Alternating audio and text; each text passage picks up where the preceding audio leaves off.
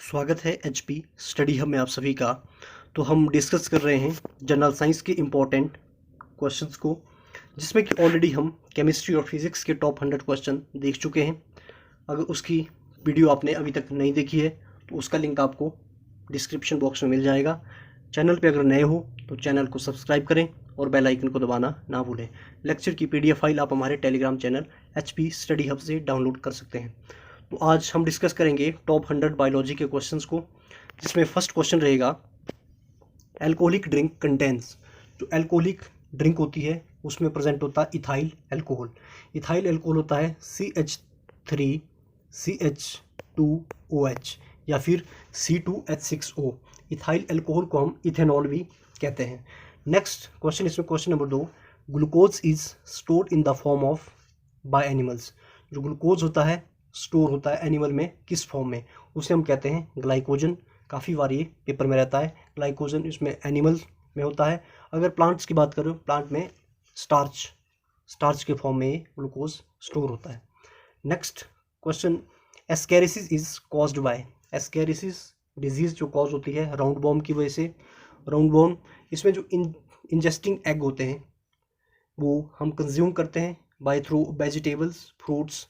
अगर हम उनको केयरफुली कुक नहीं करते हैं या फिर धोते नहीं हैं या फिर उनको अच्छे से छीलते नहीं हैं, तब जाके जो इंजेस्टेड जो एग्स होते हैं हमारी बॉडी में चले जाते हैं।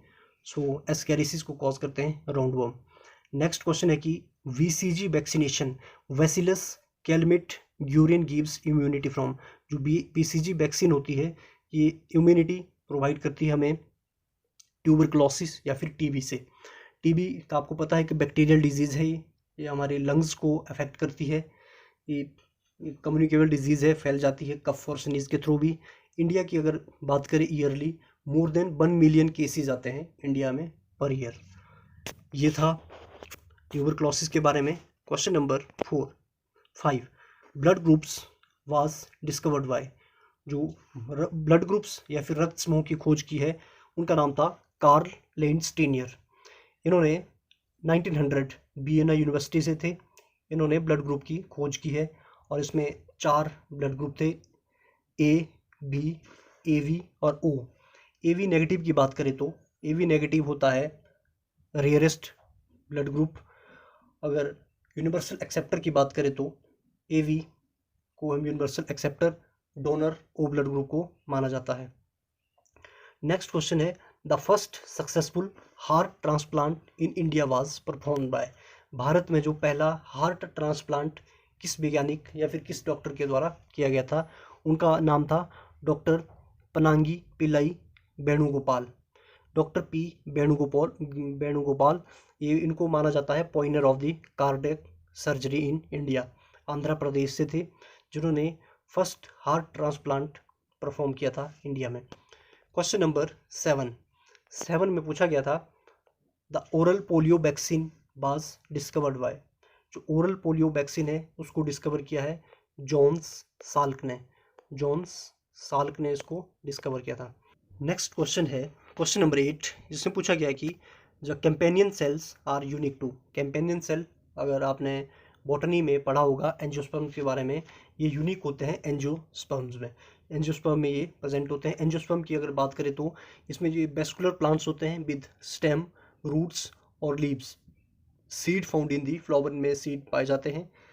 The seed develops inside the plant organ and from the fruits also known as. Angiosperm को हम फ्लावरिंग प्लांट भी कहते हैं। ये पाए जाते हैं ट्रीज, हर्ब और श्रब के रूप में। दूसरे होते हैं जिम्नोस्पर्म। जिम्नोस्पर्म का मतलब होता है निकेड सीड, जिनमें जो सीड पाया जाता है वो निकेड होता है। ये मैक्सिमम कॉनिफरस प्लांट्स होते हैं। एग्जाम्पल के लिए cycas, pinus etcetera. Seed producing plant without fruit all known as gymnosperm. जो कैंपेनियन सेल मुख्यतः पाए जाते हैं एंजियोस्पर्म में। इसमें सेप ट्यूब एक एलिमेंट का काम करती है जो मेंटेन करती है cell and transporting necessary molecules with the help of companion cell. Sap tube part है फ्लोएम का। नेक्स्ट हम इसमें देखेंगे DNA स्टैंड्स फॉर। DNA की फुल फॉर्म होती है डीऑक्सी राइबोस न्यूक्लिक एसिड। और दूसरा होता है RNA की फुल फॉर्म होती है ribose nucleic acid.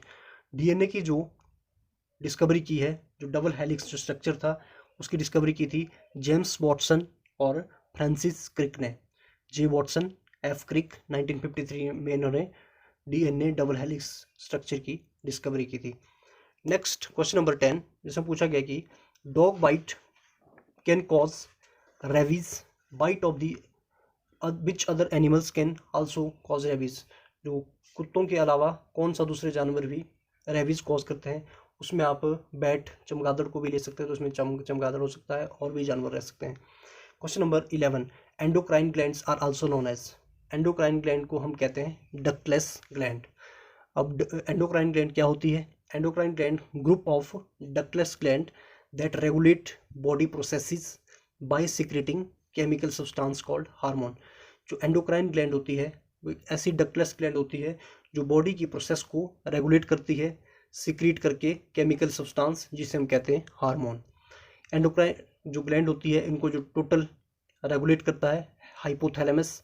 Hypothalamus part होता है ब्रेन का that control the endocrine system.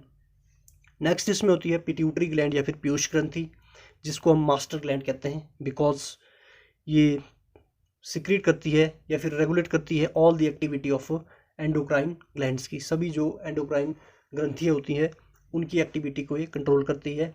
Master pituitary gland या फिर पीयूष ग्रंथि, उसकी बेसिस को मास्टर ग्लैंड कहा जाता है। Question number 12, the small pox vaccine was discovered by. जो स्मॉल पॉक्स की वैक्सीन को डिस्कवर किया था एडवर्ड जेनर के द्वारा।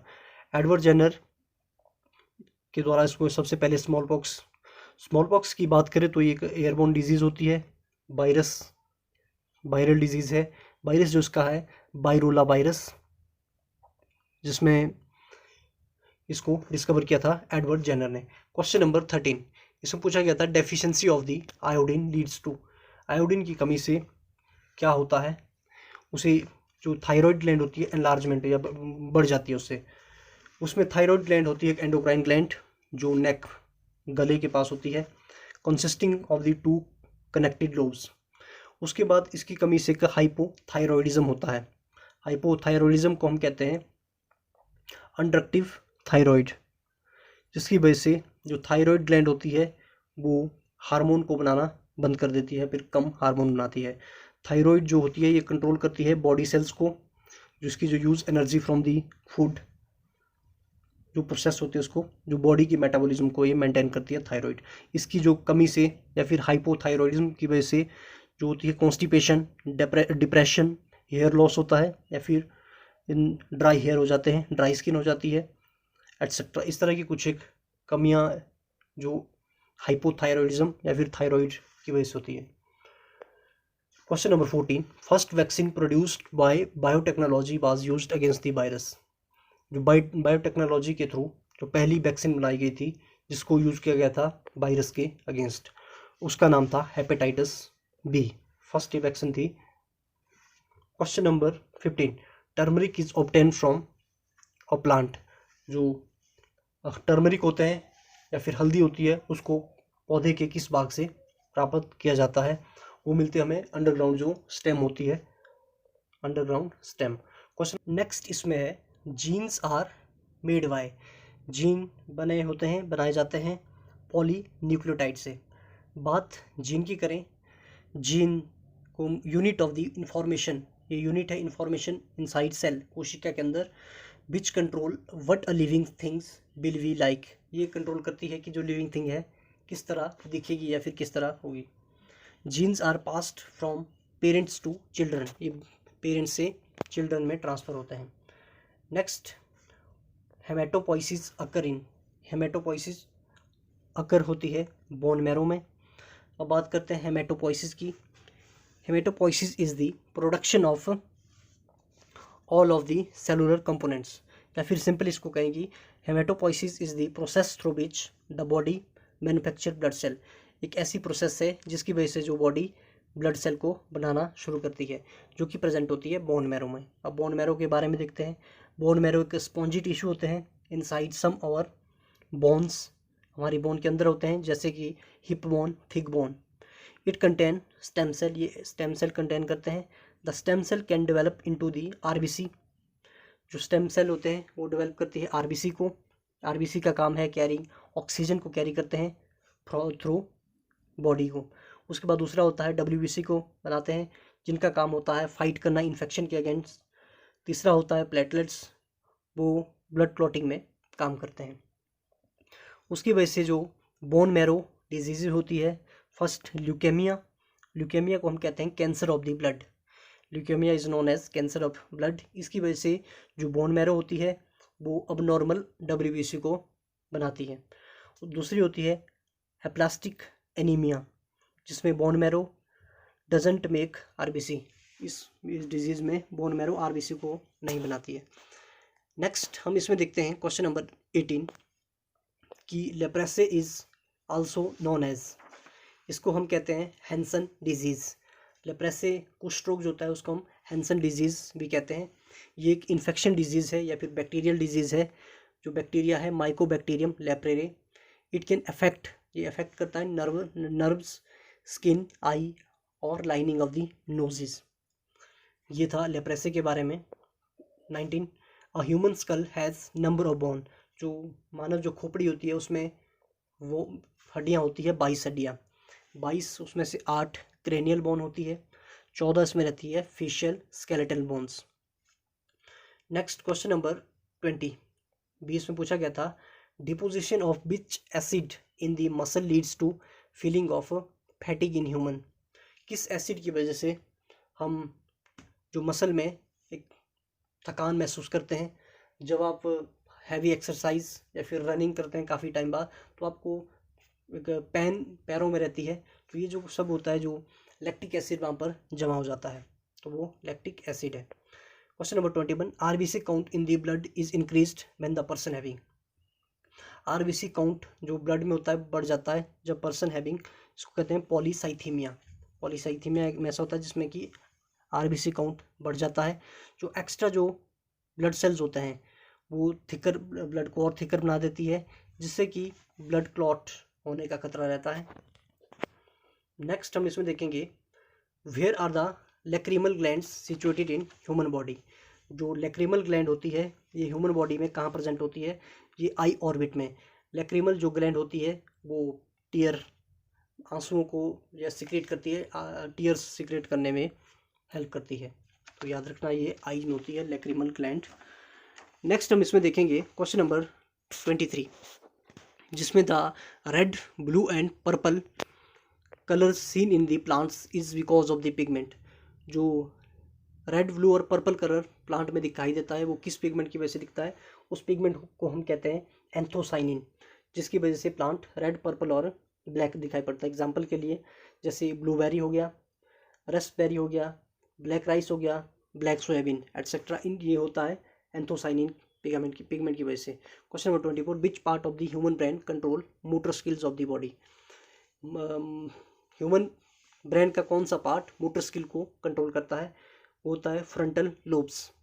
ह्यूमन स्कल में आपको पता है 3 पार्ट होते हैं, इसको 3 भागों में डिवाइड किया जाता है, सेरिब्रम, ब्रेन स्टेम, सेरिबेलम।